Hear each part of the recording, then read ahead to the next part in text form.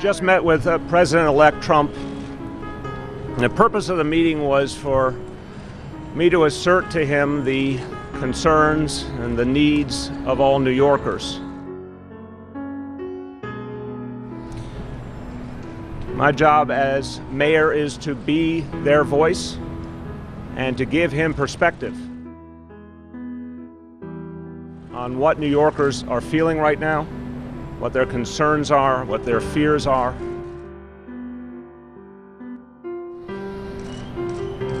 I thought it was very important, particularly as the President-elect begins his transition, for him to hear the voices of the people and to get some perspective from outside the transition bubble, to understand what's being said in the streets and subways of our city and why people are so deeply concerned.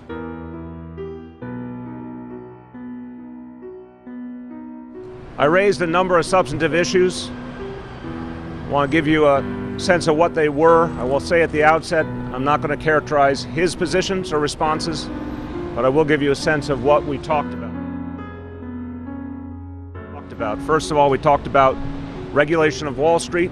I raised my concerns about any repeal of the Dodd-Frank bill and what it would do in terms of furthering the economic security of New Yorkers and millions of Americans, and the deep concern that we would go backwards and that our economy would be in peril again and we would run the risk of another crash.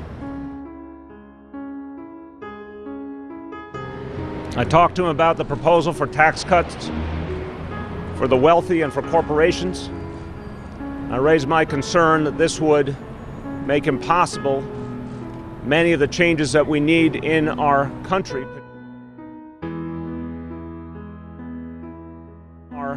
Particularly the investments we so desperately need in infrastructure here in New York City and in cities and counties all over the country.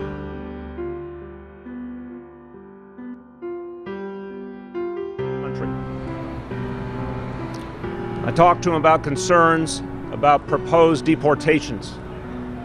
I gave him the perspective of the NYPD that any initiative that would create a rift between our police all over the country and the communities they serve, that would make it impossible for police and community to communicate, that would sow distrust between law enforcement and neighborhoods, would be counterproductive.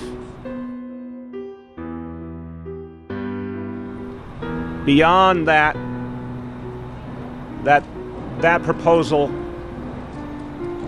countered and flew in the face of all that was great about New York City, the ultimate city of immigrants, a place that has succeeded because it was open for everyone, a place built of generation after generation of immigrants. And I reiterated to him that this city and so many cities around the country will do all we can to protect our residents and to make sure that families are not torn apart.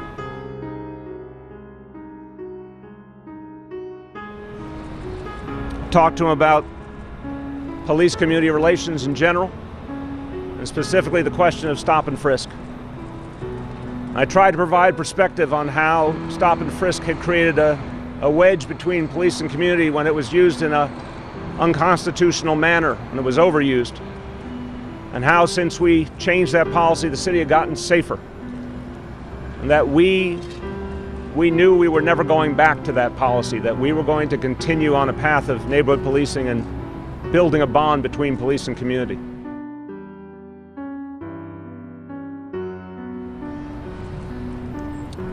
I talked to him about our Muslim community. I let him know something that so many people don't know, that there are 900 Muslim members of the NYPD protecting all of us, protecting every community, every kind of person. And I told him that we were very concerned that we had to show all New Yorkers, including Muslim New Yorkers, that they were welcome, and that exclusionary policies would undermine our ability to create unity. Exclusionary policies would undermine our ability to create a dynamic where everyone felt a part of this community equally, ready to work to protect each other, ready to work with law enforcement for the good of all.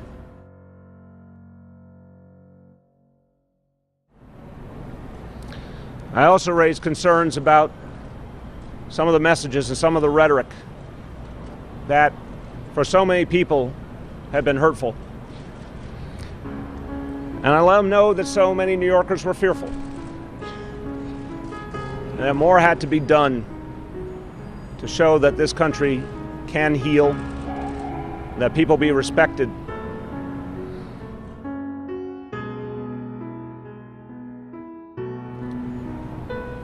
I left the meeting with the door open for more dialogue. It's well known we have very, very substantial differences in beliefs and ideology. But at the end of the meeting, we agreed that this was a conversation that would continue. I reiterated to the President-elect that I would be open-minded as we continue substantive discussions, but I would also be vigilant. And I would be swift to react anytime an action is taken that will undermine the people of New York City.